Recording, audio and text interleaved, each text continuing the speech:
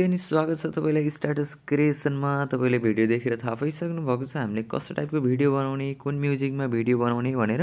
यदि तपाईले पनि यो भिडियो यस्तै टाइपको भिडियो बनाउन चाहनुहुन्छ भने सबैभन्दा सुरुमा आफ्नो मोबाइलमा भएको क्यापकट एप्लिकेसनमा जानु होला। क्यापकट एप्लिकेसनमा गइसकेपछि तपाईले न्यू प्रोजेक्टमा जानुपर्ने छ। त्यसपछि फोटोमा जानु होला र आफ्नो मोबाइलमा भएको फोटोहरुलाई चाहिँ सिलेक्ट गर्न सक्नुहुन्छ है।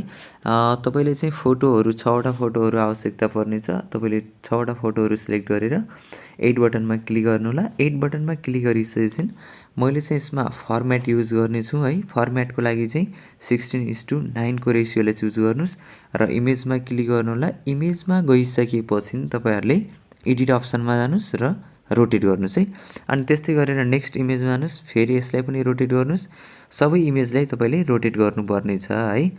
सबै इमेजलाई रोटेट गर्नु होला र लास्टमा गएर तपाईको यसमा चाहिँ एउटा क्यापकट वाटरमार्क आउनेछ, यसलाई डिलिट गर्नुस् है।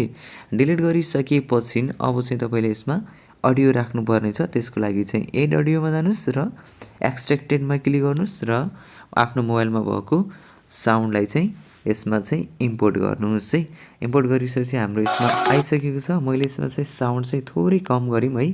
थोरै कम भन्दा पनि म्युट नै राख्ने छु किनकि मेरो यसमा चाहिँ म्युजिकमा चाहिँ हाम्रो कपिराइट क्लेमहरु आउन सक्छ है। यदि तपाईले पनि यो म्युजिक आवश्यकता पर्छ भने चाहिँ मैले डिस्क्रिप्सनमा लिंक राखिदिएको छु। तपाईले त्यसमा गएर डाउनलोड गर्न सक्नुहुन्छ है त। र यति भइसकेपछि अब चाहिँ हामीले ड्युरेसन मिलाउने छौं है। मैले चाहिँ यो ड्युरेसनहरु नोट गरेर राखेको छु। त्यो भएको कारणले मैले म्युजिक चाहिँ म्युट गरेको है। तपाईले म्युजिक म्युट चाहिँ नगर्नु होला। र यति गरिसकेपछि फर्स्ट इमेजको ड्युरेसन रहेको छ 1.4 को ड्युरेसनमा राख्नु होला है।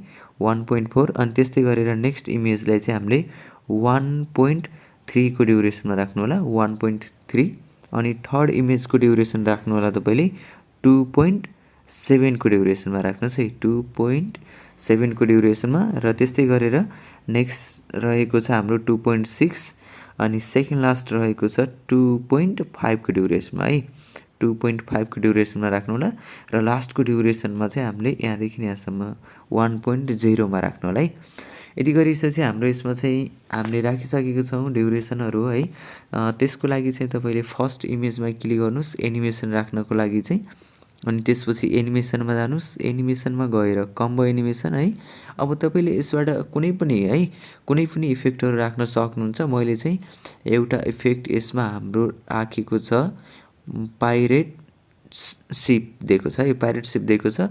मैले पाइरेट शिप 2 लाई इफेक्ट युज गरेँ है। यदि तपाईले 3 राख्न मन लाग्छ भने 3 राख्नु होला।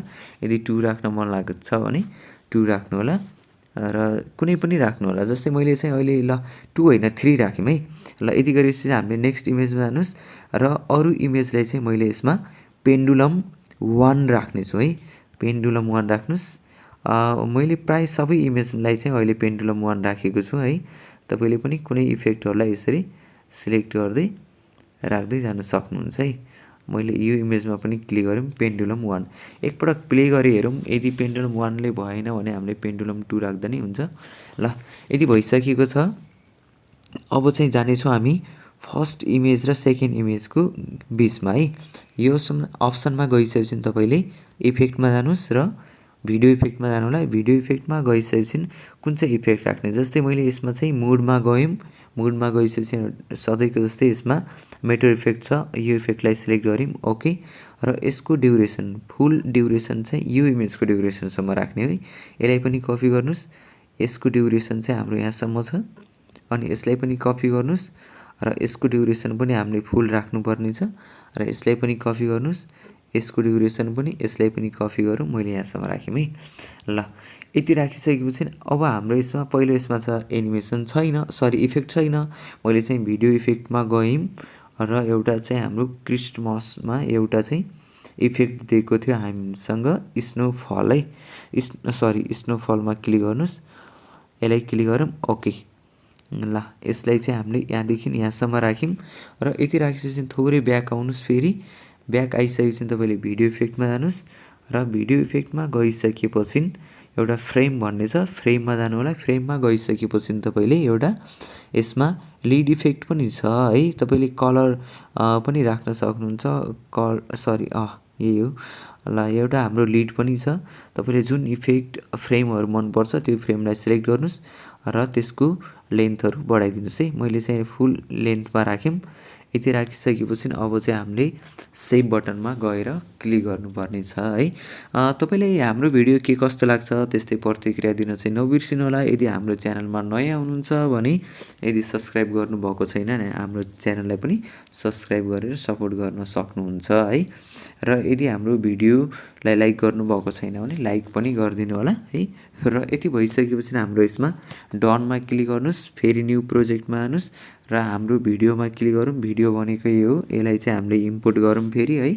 इम्पोर्टमा क्लिक गरिसकेपछि मैले इन्डिङ अप्सनमा गयौँ र यसलाई डिलिट र फेरि यसमा क्लिक गर्नुभन्दा पहिला हामीले एउटा चाहिँ फर्मेटहरू युज गर्नेछौँ। फर्मेट 9:16 को रेसियो। त्यसपछि इमेजमा आउनुहोस् र यसलाई चाहिँ हामीले एडिटमा गएर रोटेट गर्नुहोस् है।